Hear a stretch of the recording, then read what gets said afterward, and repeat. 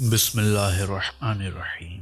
کیا یہ صحیح ہے کہ شیطان امام زمان علیہ السلام کے ہاتھوں قتل کر دیا جائے گا؟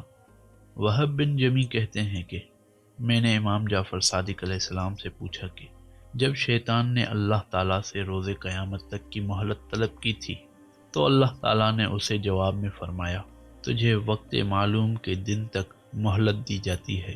آپ یہ فرمائیں کہ وقت معلوم سے کیا مراد ہے؟ آپ نے فرمایا کیا تم سمجھتے ہو کہ وقت معلوم سے روز قیامت مراد ہے؟ بلکہ اللہ تعالیٰ نے ہمارے قائم علیہ السلام کے قیام کے دن تک شیطان کو مہلت دی ہے۔ جب اللہ تعالیٰ انہیں مبعوث کرے گا تو آپ مسجد کوفہ میں جائیں گے۔ اس وقت شیطان زانوں کے بل چلتے ہوئے وہاں آئے گا اور کہے گا ہائے اس دن کی میری بد نصیبی۔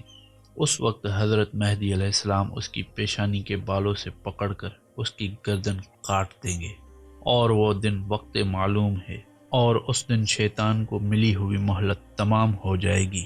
ہمارے خیال میں شیطان کو قتل کرنے سے یہ مراد ہے کہ امام زمانہ علیہ السلام کی درخشاں عہد حکومت میں ان کے فساد و انحراف کی جڑیں کاٹ دی جائیں گی۔